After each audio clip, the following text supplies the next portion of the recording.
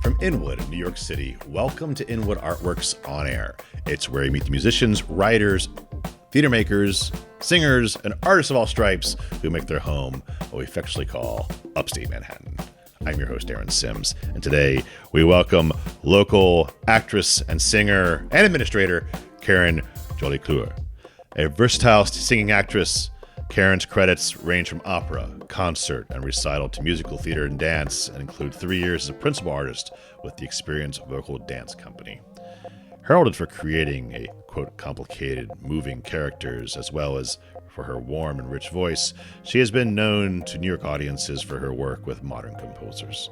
She's performed at numerous premieres with the Center for Contemporary Opera and Golden Fleece, the Composer's Chamber Opera, appeared with L'Opéra Français in New York at Alice Tully Hall, and has been a concert soloist at Carnegie Hall. As an active member of the Inwood community for 28 years, for 2 decades as a NYC public school parent and arts administrator, Karen has brought millions of dollars in resources and arts education programming to our local communities and area. We're going to talk to her about her work off the stage and on. But first, let me welcome you, Karen, to Inwood Art Works On Air. Thanks for coming in today. Thank you, Aaron. Thanks for having me. You bet. It's great to see you. So, like me, you're a transplant in New York City. Yes. How did you find your way to fair Inwood? So, when I first moved to town, I was in Sunnyside with some friends from undergraduate in a great flat there. I met my husband singing abroad, and when we came back and got engaged, we decided to move to Inwood, where he had lived previously. Oh. And it's, of course, always been a great artist community. These thick walls make for good apartments for those making acoustic noise. Yes, nice cavernous, big apartments, and yes, they don't bother neighbors. And then part of the affinity for me was when I moved here, like you'd walk down the street and you'd hear people rehearsing or maybe performing, who knows? And you're going, okay, I found my people, right? Yeah. Yeah, it's really great. Well, it's a great community, and again, it's just I always say we're an embarrassment of artists here. It's just a great place to be. Truly. It's nice to be speaking with you sitting down, since most of our conversations happen on the sidewalk standing I know. up. It's like we have to factor in like 5 minutes to go into the subway just to make sure, just in case you run into someone, have a conversation about whatever meetings, hitting us. You're walking your dogs, yes, whatever exactly. else. So going back, I guess we have a very long history of music, an affinity for music, and many different aspects, musical theater, otherwise. Professional, classical. What was your first exposure to musical theater and singing that made you want to pursue it professionally? My goodness, it feels like such ancient history. I mean, we're a very musical family. My grandmother was a professional pianist. There was always my mother playing the piano, my father playing the guitar around the house. I actually started singing because he had taught me to read the chord diagrams, and so I was singing, Simon and Garfunkel and James Taylor around the house. Nice. Piano lessons, everything coming up. Did a lot of musical theater coming up through high school, middle school. And I had a teacher in high school who asked me what my thoughts were about college. I said, I don't know psychology or law. And he said, I think you should sing, and I think I know where you should go. Wow. We're off to the races.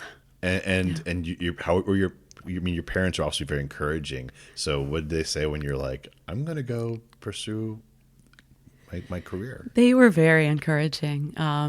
Which I think is great because, now as a parent of kidults, I see lots of folks who are second guessing their young ones' choices in life and really leaning into a study of something that you're really passionate about can lead you so many places. Yeah. And they were very supportive. Did you always have an affinity for the classical canon, or did that come later? It was always a combination. Yeah. Always a combination, on the piano, the folk singing in choirs, and doing the musical theater. So, yeah, education is such a great thing when it exposes you to things you would never ever get at home per se. Yes, and a big shout out to the educators who look out for. I'm gonna say, I thought you'd appreciate that, being one who cares about the youth of this world and where they're going. Truly, we'll get to that a little bit later, but. We actually have a snippet from your time as a principal artist with the Experience Vocal Dance Company to share with our audience. Would you like to introduce the piece and talk a little bit about your time with the company? Sure. Well, this was a very, at that point, grassroots, burgeoning affair experience. Brian was forming a company to hash out her integrative performance practice and formed a company here in New York to do that. And I guess basically this is the synthesis of drama and movement and voice, but trying to strip away all the constructs of the academy. So on the other side of the academic world, sometimes we leave the conservatory feeling a little bit like Humpty Dumpty because, analysis is inherently a bit of a violent process. And when you take things apart and put them back together again in different forms and really drill down into practice and always examining what you're doing, sometimes it's not as coming from the center as it once was. And so this practice was all about starting from center and being able to do any and all of those things at the extremes of the art form at the same time. Wow. Very challenging. Very challenging. And very creative and nice as a performer to be in on the making and the devising of work. Yeah. So check out this piece from Experience Vocal Dance Company, starring Karen.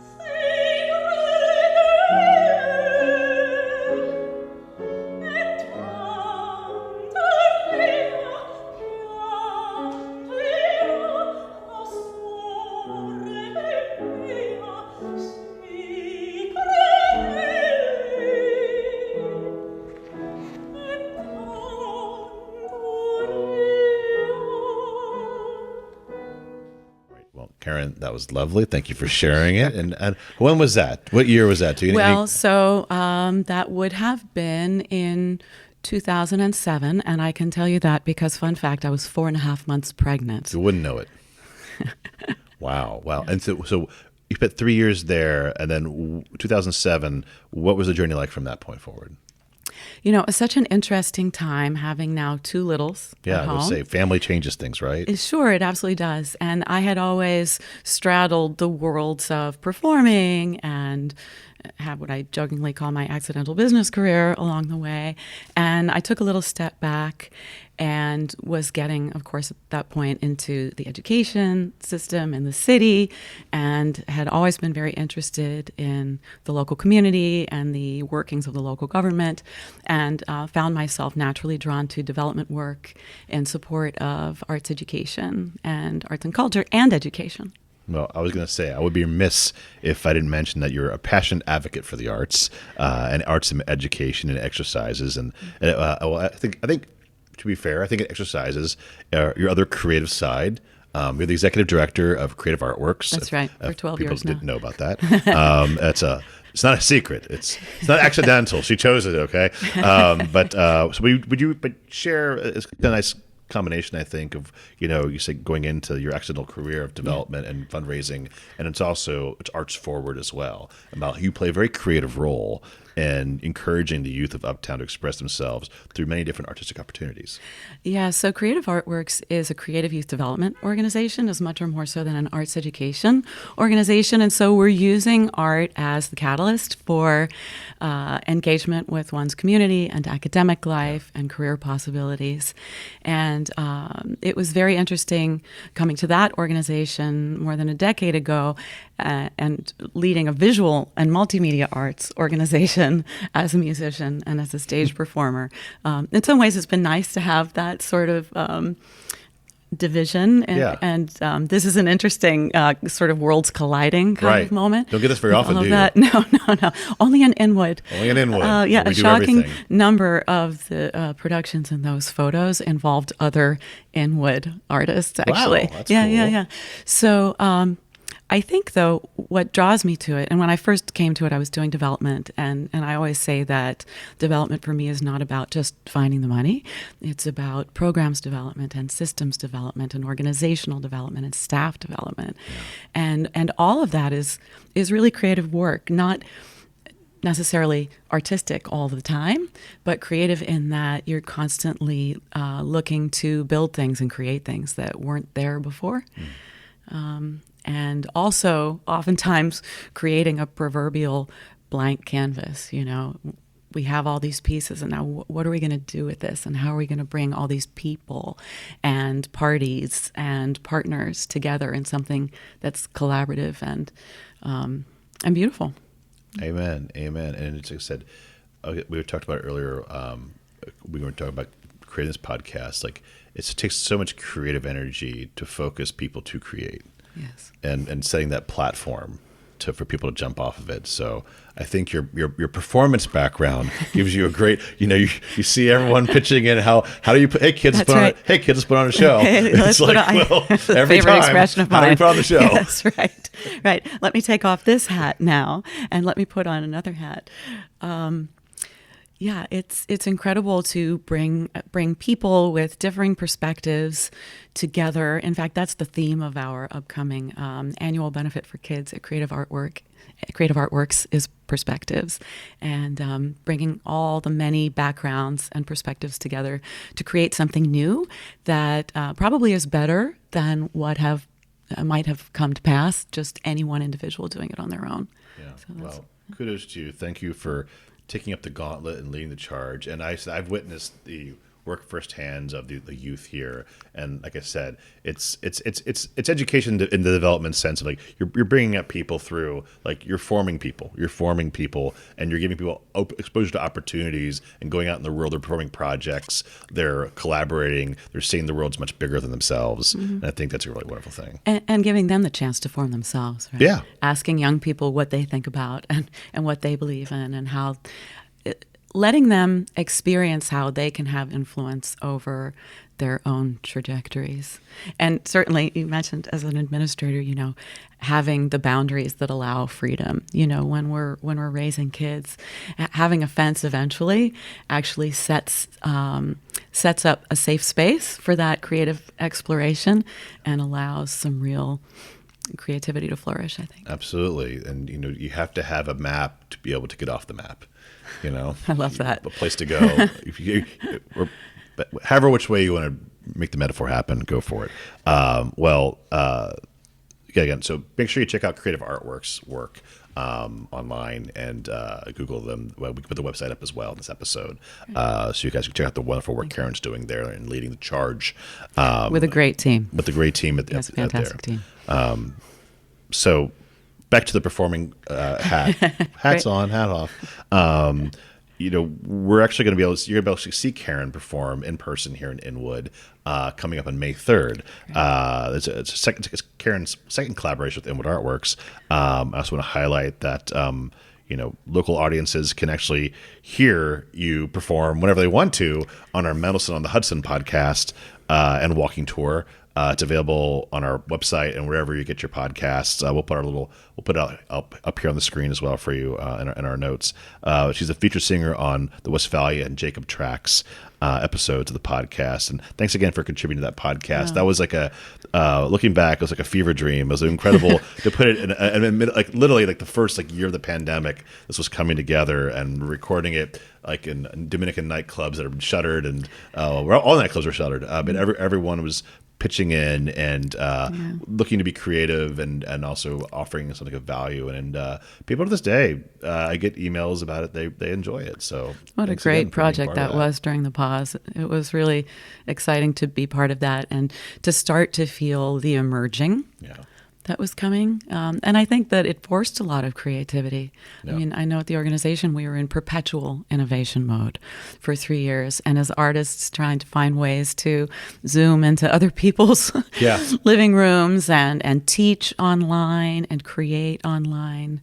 It was something. And I think that's what's great about that particular thing. It's sustainable. It's like it's not a product of its time. It's not dated. Is that people can still experience it and it's historical, it's factual, it's also editorial. So we can't say it's not. Don't take it for like law, but it has truthiness to a lot of it, and because a lot of it's first person interpretation. Sure. But with the interviews, but yeah, to your point, it's like it was great to find a sense of spirit behind it all and community. So please check that out, and you can hear Karen there. But you're also going to hear Karen, like I said, on May 3rd for we're calling it our mostly romantic concert. It's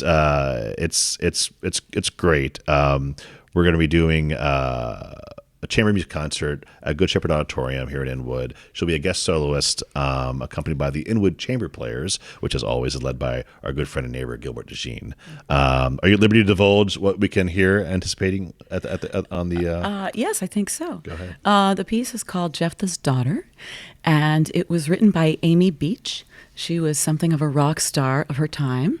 It was written at the turn of the last century, and she was such an interesting person, a very accomplished pianist who, at the time when getting married was willing to take a step back. But her husband, also remarkable for the time, really encouraged her in her career, her composing career. And so it's a very interesting piece. She wrote a poetic English translation for this poem out of Judges in the Bible, and it's a story of sacrifice. And I think we're going to perform it in the original French, and I think that it's going to be really exciting. So I hope everyone comes out to hear it. Do you hear that, Inwood people and beyond? Come out and hear Karen perform in French. Yeah. There's a great story about the piece because she, after the death of her husband, was taking it with a friend who they think was the person that she wrote it to sing. They took it abroad to Europe to try to shop it around and get a performance. And then in 1911 came back, I think it was, and with the impending war, and asked some friends to hold the trunk or ship the trunk, and the trunk sort of went unfound for a while and finally made its way back to her in the 1920s. And so it never saw an orchestral premiere in her lifetime. It only had its orchestral premiere in Boston not quite 5 years ago even. So we think this might be the New York premiere. Might be. So how cool is that, folks? So May 3rd, Good Shepherd Auditorium. Please come check out Karen and the entire Inwood Chamber Player group. It's our first chamber player concert of the year. I think it's our 4th or 5th season doing this chamber concerts for the community. So if you dig it, please come. We'd greatly like to have you there. And of course, there'll be other like Debussy, and there's other works as well. You'll be hearing for our mostly romantic concert. In the spirit of our mostly French concert we did a few years ago, where not everybody was French, close enough. And the composers, most of them are doing romantic work, but maybe not all of them. So please do come out and check us out then. Karen, what else do you have coming up this year? Anything exciting to look forward to? Oh, my goodness. Everything is, again, constant innovation mode. Aren't we in the arts and culture world dealing with constantly shifting landscape right now? Moving beneath our feet as we live and breathe. Yeah, so that's mostly what it's about. It's hard. It's hard, people going back to, it's like, this is where both your worlds share and collide. It's like you can't create artistic projects to perform and or produce without the funding to get that path moving forward. And I know it's a common theme for all of us is, how do we find our way forward to accomplish what our hopes and artistic dreams desire. Sure.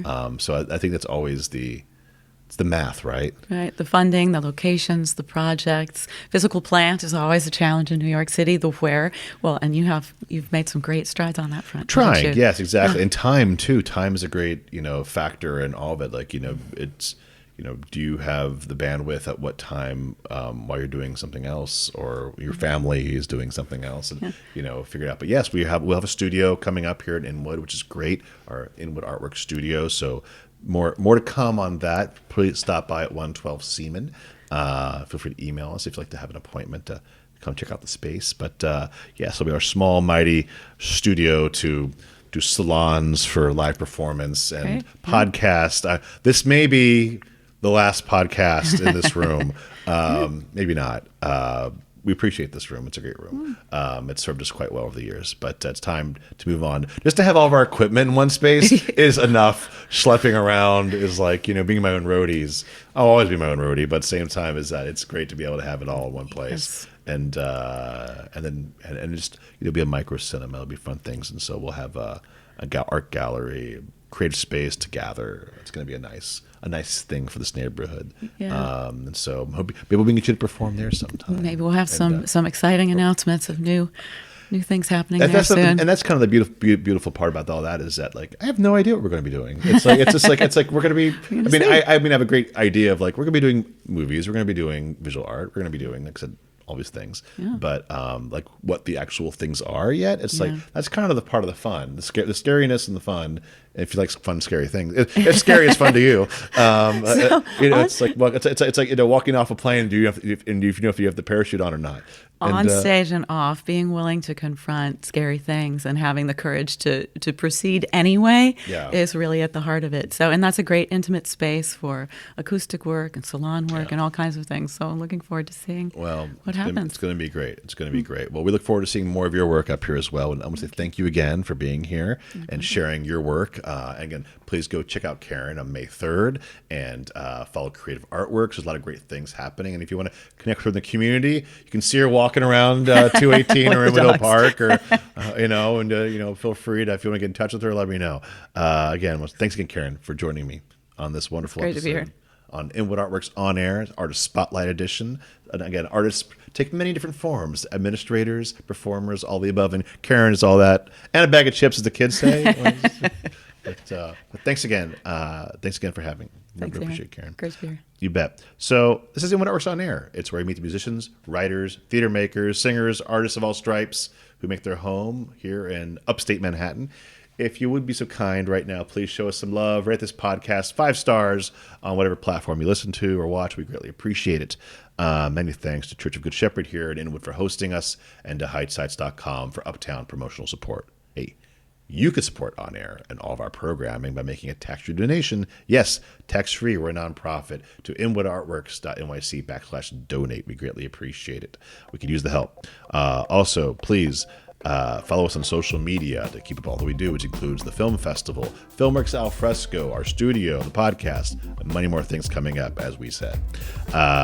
Also, Inwood Art Works On Air is proud to be supported in part by public funds from the New York City Department of Cultural Affairs in partnership with the City Council. And Inwood Art Works programming is made possible by the New York State Council on the Arts with support of the Office of the Governor and the New York State Legislature. From the top of Manhattan and the bottom of my heart, thank you so much for tuning in. It's Aaron Sims for Inwood Art Works On Air.